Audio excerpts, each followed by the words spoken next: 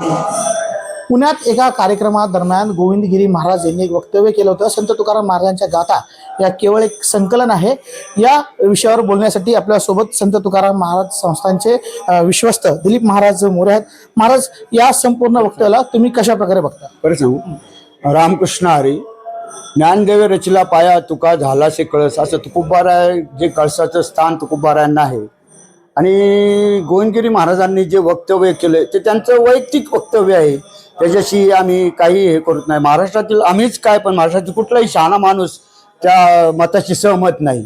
वैभव महाराज मोरे, आपण कशा प्रकारे बघता? रामकृष्ण हरी. गोविंदगिरी महाराजांनी जे मत व्यक्त केले आहे त्यांचं वैयक्तिक मत आहे. महाराष्ट्राला संतांची परंपरा लाभलेली आहे.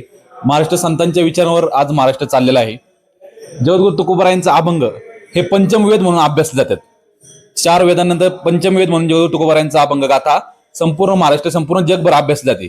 महाराजांच्या अभंगावर प्रत्येक जग, एका अभंगावर प्रत्येक जगातले प्रत्येक विषय त्याच्यावर मांडण्यात आलेले आहे.